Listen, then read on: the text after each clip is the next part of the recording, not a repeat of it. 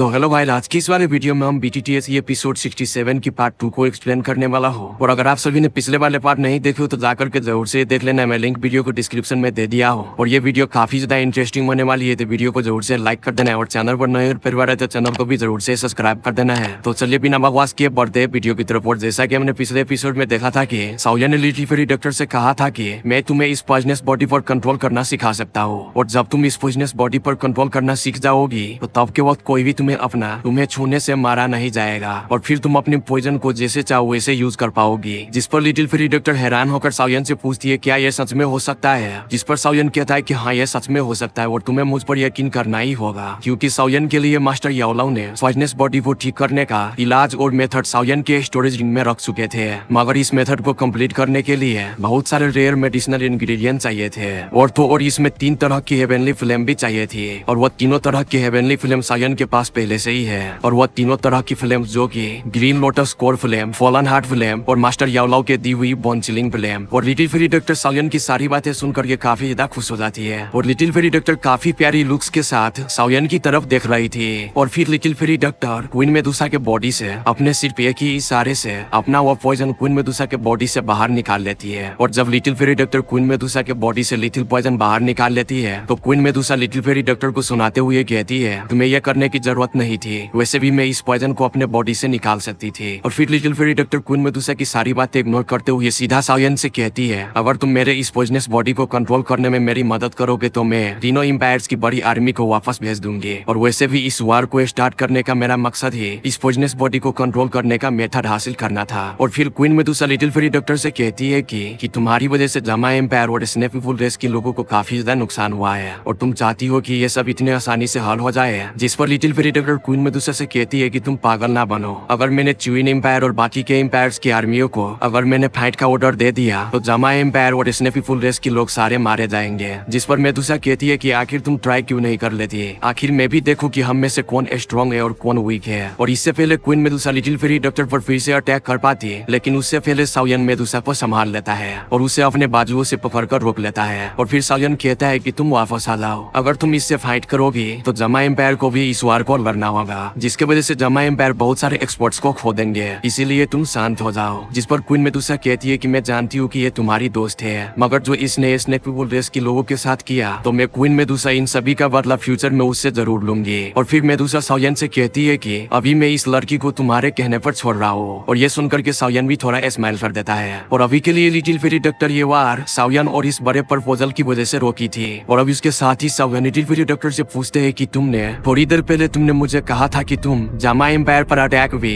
अपने इस poisonous body को ठीक करने की मेथड को पाने के लिए किया था, आखिर तुम्हें वो मेथड जामा एम्पायर में कहाँ से मिलने वाला था। जिस पर लिटिल फेरी डॉक्टर साउयन को झिझकते हुए बताती है कि दाओकी कॉन्टिनेंट पर एक मिस्टीरियस ऑर्गेनाइजेशन है जिन्होंने मुझे पहले अप्रोच किया और फिर उन्होंने मेरे सामने एक ऑफर रखी कि अगर मैं जामा एम्पायर पर कब्जा करके यंग अलायंस की चीफ को पकड़कर उनके हवाले कर दूं तो वह मिस्टीरियस ऑर्गेनाइजेशन मुझे मेरे इस वेकफुल पॉइजनस बॉडी को इलाज करने का मेथड दे देंगे। लेकिन मुझे ये नहीं था पता कि यंग अलायंस का चीफ तुम ही निकलोगे। जो सुनकर के क्वीन मेडुसा और साउयन दोनों ही काफी ज्यादा हैरान थे, क्योंकि उन्हें अब पता चला था कि ये सारी बैटल सिर्फ साउयन को पकड़ने के लिए ही हो रही थी और साउयन के पीछे पता नहीं कौन से मिस्टीरियस ऑर्गेनाइजेशन भी लगी हुई है। और अब लिटिल फेरी डॉक्टर साउयन को बताती है कि लगता है तुमने बहुत सारी स्ट्रॉन्ग ऑर्गेनाइजेशन से पंगा लिए हुए हो जो कि वो सभी तुम्हारा जान लेना चाहते हैं और इवन के वो मिस्टीरियस ऑर्गेनाइजेशन। और अब साउयन सोचता है कि मैंने तो सारे पंगे ब्लैक कॉर्नर रीजन के फैक्शन से लिए थे, मगर वो ब्लैक कॉर्नर रीजन तो यहाँ से कोसों दूर है। लेकिन तभी साउयन के दिमाग में एक ख्याल आता है और गुस्से से कहता है कि कहीं वो mysterious organisation hall of soul तो नहीं। जिस पर लिटिल फेरी डॉक्टर साउयन को बताती है कि हाँ ये वही ऑर्गेनाइजेशन है जो कि स्पिरिचुअल सोल बॉडी को पकड़ते हैं। और लिटिल फेरी डॉक्टर साउयन को बताते हुए कहती है कि अब तुम वो छोटे लड़के नहीं रहे जो किसी वक्त में मिशनरी ट्रैप को छेड़ा करते थे, बल्कि अब तुम तो हॉल ऑफ सोल जैसे पावरफुल मिस्टीरियस ऑर्गेनाइजेशन को भी तुम उंगली करने लगे हो। और अब साउयन लिटिल फेरी डॉक्टर के चेहरे पर स्माइल को देख करके कहता है कि तुम पहले की तरह वैसे ही प्यारी लड़की हो।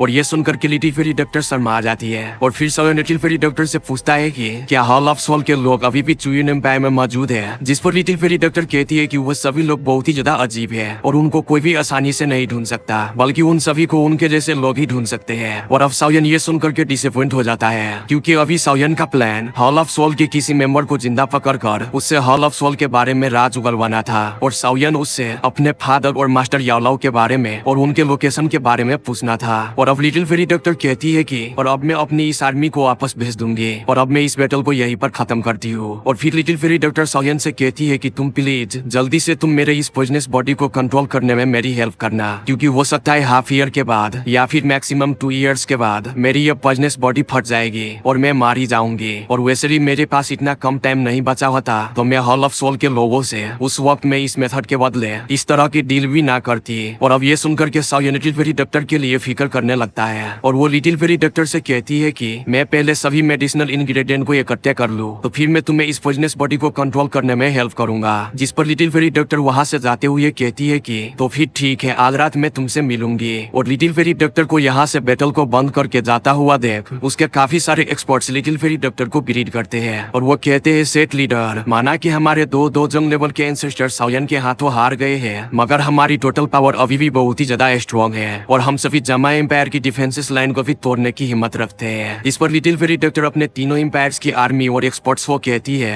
मैंने कहा इस बैटल को रोक दो और वहाँ से हट जाओ, तो तुम सभी वहाँ से हट जाओ। अगर इस चीज से किसी को दिक्कत है तो वो आगे आए। और लिटिल फेरी डॉक्टर की ये बात वो सुनकर के सभी लोगों की फट जाती है और वो सभी अपनी अपनी अंडर कमांड आर्मियों को ऑर्डर करते हैं कि अब हम ये बैटल नहीं लड़ेंगे और हम अपनी अपनी एम्पायर्स में वापस जा रहे हैं। और इतने तादाद में आर्मियों को वहाँ पर से वापस जाते हुए देख सायन भी सोचता है, वाह वो मासूम लड़की आज देखो तो चुयुन एम्पायर की ओवरलॉर्ड बन चुकी है। और अब वाइस एम्परर भी चुयुन एम्पायर की आर्मियों को इस तरीके से बैटल छोड़कर जाता हुआ देख वो भी काफी ज्यादा हैरान थे। और इधर फोर्ट्रेस पर जमा एम्पायर के आर्मी सायन को काफी ज्यादा चेयर कर रहे थे क्योंकि आज उनके जमा एम्पायर और अलायंस डिस्ट्रॉय होने से बच गई थी। और अब जैसिंग तियान भी कहते हैं कि मैं हैरान हूँ, सायन ने इस पॉइजन सेट की लीडर को अपने आर्मी को विड्रॉ करने पर मजबूर कर ही दिया। और ये सब कुछ होता देख करके जैसिंग तियान भी बहुत ही ज्यादा खुश था। और अब सायन का बड़ा भाई साउटिंग भी कहता है, इस 1 साल से जारी बैटल में चाहे जितने मर्जी लॉसेस हुए हो, मगर खुशी की बात यह है कि जामा एम्पायर अभी भी सही सलामत है। जो सुनकर के आइस एम्परर हंसते हुए कहते हैं कि अब तो हमारी जामा एम्पायर और यंग अलायंस की रेपुटेशन बहुत ही ज्यादा बढ़ जाएगी, क्योंकि हमारे यंग अलायंस ने अकेले ही 3 बड़े सेट्स को टक्कर दे दी है। और अब नॉर्थ वेस्टर्न रीजन के सारी फैक्शंस हमारी इज्जत करेंगे। और जब हमारा जामा empire north and western region के फैक्शन की मीटिंग में शामिल होगा, जिस मीटिंग में यूनलैंड सेट की भी काफी ज्यादा बेइज्जती हुआ करता था, जो सुनकर के जैसिंग तियान और वोल्फामा काफी ज्यादा प्राउड फील करते हैं। और अब इधर सायन भी क्वीन मेडुसा की तरफ देख करके कहते हैं, तुम्हारे लिए भी ये 1 साल काफी ज्यादा टफ रहा होगा। जो सुनकर के क्वीन मेडुसा सायन को बेइज्जती करते हुए कहती है कि मुझे यकीन नहीं आता कि तुम्हारे इतने सारे दोस्त बनी हुई है, वो भी सारे के सारे लड़कियों वाली दोस्त, क्योंकि तुम्हें वैसे ही नहीं सभी लोग ठरकी कहते हैं और वो सभी तुम्हारे दोस्त कभी न कभी मिलते रहते हैं। और अभी तो क्वीन मेडुसा ने अपने आप को काबू करके रखी थी, लेकिन अब क्वीन मेडुसा सायन को क्या ही फारू जवाब दे रही है। और queen Medusa little fairy doctor से काफी ज्यादा जेलस फील कर रही थी, क्योंकि आप सभी को पता ही होगा कि आखिर सायन क्वीन मेडुसा की है कौन। जिस पर सायन क्वीन मेडुसा को हंसते हुए बताते हैं कि वो सिर्फ मेरी एक अच्छी दोस्त है। नाना बेटा, वो तुम्हारी दोस्ती नहीं बल्कि कुछ और ही है, क्योंकि वो जिस तरीके से तुम्हें स्माइल करके देख रही थी तो उससे नहीं लगता कि तुम्हारी वो केवल एक दोस्त है। और स्माइल करने तक तो ठीक थी, लेकिन उसने तो तुम्हें रात में भी मिलने के लिए बुला लिया। जरूर ही दाल में कुछ काला है या फिर पूरी दाल ही काली है। और जब क्वीन मेडुसा रात में मिलने वाली बात को सुन ही लिया है तो आगे देखो अब होता क्या है। और फिर सायन कहता है कि और मैंने कभी भी एक्सपेक्ट नहीं किया था कि वो यहाँ पर मिलेगी। जिसके बाद सायन क्वीन मेडुसा को लेकर फोर्ट्रेस की तरफ जाने लगता है। और इधर जामा एम्पायर के बहुत सारे छोटे क्लैन जो कि यंग अलायंस को ज्वाइन किया था, तो वो यंग अलायंस और खुद पर काफी ज्यादा प्राउड फील कर रहे थे। और अभी के लिए उन सभी को कोई भी डर नहीं था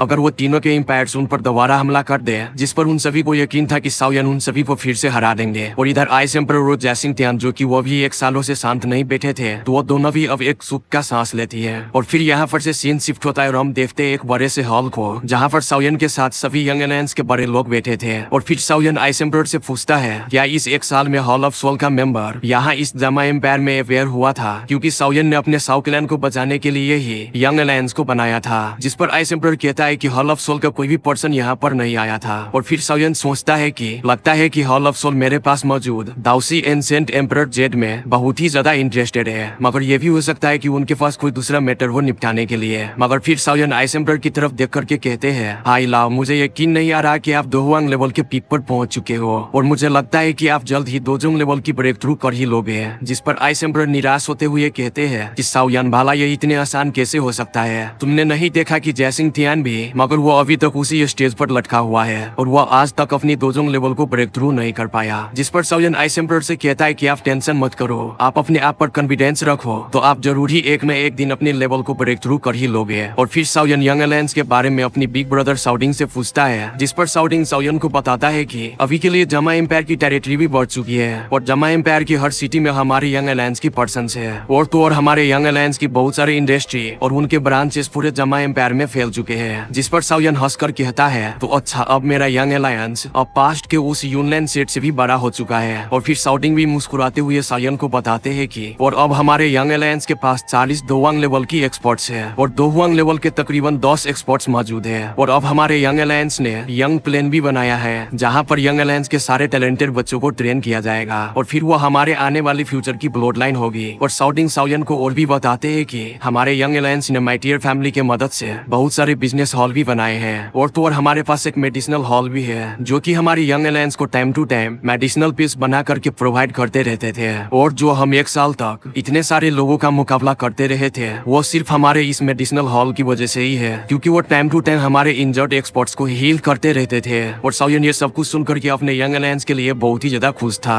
और फिर साउयन सोचता है, हमारे इस यंग अलायंस का साइज ब्लैक कॉर्नर रीजन के मेरे साउथ गेट से भी बड़ा हो चुका है, मगर वह हमारा ब्लैक कॉर्नर रीजन के साउथ गेट भी कम नहीं, क्योंकि वहाँ पर हर साल जियानन एकेडमी से बहुत सारे टैलेंटेड लोग हमारे साउथ गेट में भर्ती होते रहते हैं। और फिर साउयन पूछते हैं कि क्या हमारे साउथ क्लैन के लोग ठीक है, जिस पर साउडिंग हंस करके साउयन से कहते हैं कि जिस क्लैन का लीडर तुम जैसा हो तो वह भला कैसे ठीक नहीं हो सकते हैं। और अब ये सुनकर के साउयन साउडिंग को कहता है, जियानन एकेडमी में हमारी कजन सियाओ हु और बाकियों को वापस बुला ले, क्योंकि अभी के लिए हम और हमारा क्लैन इनको प्रोटेक्ट कर सकते हैं। जिस पर साउडिंग कहता है कि ठीक है। और साउडिंग ने हेल्प के लिए अपने सेकेंड ब्रदर साउली को ब्लैक कॉर्नर रीजन में जो मैसेज भेजे थे, तो फिर जो कि साउली ब्लैक कॉर्नर रीजन के सारे मामले को छोड़कर यहाँ पर आ रहा था, तो मैंने साउली को जमा एम्पायर में आने से रोक दी है। जिस पर साउयन कहता है कि ठीक है। और फिर साउयन कहता है कि जब बैटल खत्म हो चुकी है तो मैं फिर अलायंस और क्लैन के बाकी के सारे मामला आप सब पर छोड़ता हूँ। मुझे पता है कि आप लोग इसको मुझसे ज्यादा अच्छी तरीके से हैंडल कर लोगे। साउयन की ये बात को सुनकर के हॉल में बैठे सभी के लोग कहते हैं, ये इंसान फिर से वो लिटिल बन गया है जो कि क्लैन से गायब हो जाते हैं। और फिर यहाँ पर से सीन शिफ्ट होता है और हम देखते हैं साउयन को, जो कि रात में एक माउंटेन पीक पर गॉड रिलैक्स करके बैठा हुआ था और वो जगह फोर्ट्रेस के करीब थी।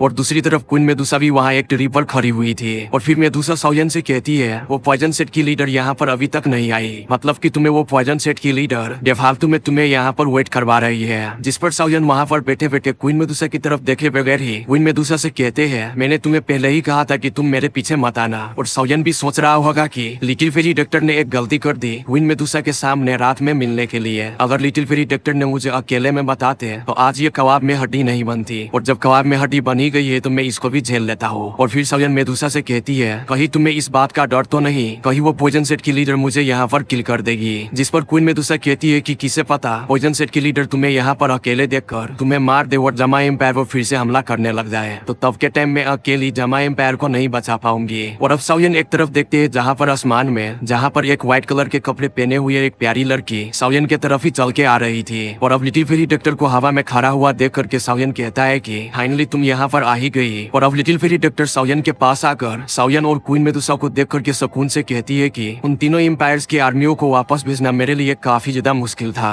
और बहुत सारे एक्सपर्ट ने इस पर एतराज भी किए। जिस पर साउयन थोड़ा घबराते हुए कहता है, क्या वो बड़े सेट्स अभी भी हार नहीं मानना चाहते। जिस पर लिटिल फेरी डॉक्टर कहती है कि मैं पॉइजन सेट की लीडर हूँ, तो इसीलिए पॉइजन सेट की लोग और चियन एम्पायर के लोग मेरे इस ली हुई फैसले पर एतराज नहीं करेंगे। मगर बाकी के 2 एम्पायर्स ने ग्वाल जीजे सेट और मुलान बेली सेट का राज चलता है, इसलिए वो लोग अभी भी चुप नहीं बैठे हैं, क्योंकि उन्होंने बहुत ही अरसे से जमा एम्पायर पर कब्जा करने का प्लान बनाया था। और जब मैंने इस बैटल को लड़ने से इनकार कर दिया तो वो लोग भड़क गए और मुझे नहीं लगता कि वो लोग अभी के लिए बाज आ जाएंगे। और अब साउयन ये सुनकर के कहता है, मैंने उन दोनों सेट की लीडर को यंग लुआटियान और मुलान बेली की वो तीनों एल्डर को कुत्ते की तरह मार मार के अधमारा कर दिया था, तो भला वो अभी भी इतने ज्यादा एरोगेंट क्यों बने हुए हैं। जिस पर लिटिल फेरी डॉक्टर साउयन को बताती है, यंग लुआटियान और मुलान बेली एल्डर्स और उनके सेट की स्ट्रेंथ तुम्हारे सोच से भी ज्यादा है, और जो कि तुमने उसकी स्ट्रेंथ बैटल में देखी थी वो उनकी स्ट्रेंथ कुछ भी नहीं, क्योंकि तुमने यंग लुआटियान और मुलान बेली की वो तीनों एल्डर्स को सीरियसली इंजर्ड ही क्यों न कर दिया हो, मगर उनके सेट के पास बहुत ही हाई लेवल के एल्केमिस्ट है। और जहाँ तक मुझे खबर मिली है, यंग लुआटियान और मुलान बेली की वो तीनों एल्डर वो हाई लेवल की एल्केमिस्ट की बनाई हुई पील को खाकर कुछ ही दिनों में रिकवर भी हो जाएंगे, तो तब के टाइम वो दोनों के सेट मिलकर एक बार फिर से जमा एम्पायर पर हमला कर देंगे। और ये सभी बातें सुनकर के साउयन थोड़ा सा परेशान हो जाता है, क्योंकि अगर ऐसा होता है तो यंग अलायंस और जमा एम्पायर फिर से एक बड़ी बैटल में फंस जाएंगे। और इधर क्वीन मेदुसा लिटिल फेरी डॉक्टर की सारी बातें को सुनकर अपना दिमाग दौड़ाते हुए कहती है गोल्डन जीजे सेट और मुलान वैली सेट के जो असल पावर है, जो कि यंग लुआटियान और वो तीनों मुलान वैली एल्डर्स है, अगर इनको किल कर दिया जाए तो उन दोनों की सेट की पावर खत्म हो जाएंगे। तो फिर वो कभी भी जमाए एम्पायर पर अटैक करने का नहीं सोचेंगे। और फिर सालियन क्वीन मेडुसा की बात को सुनकर के कहता है कि बिल्कुल तुमने ठीक कहा। और फिर सालियन सोचता है कि वैसे भी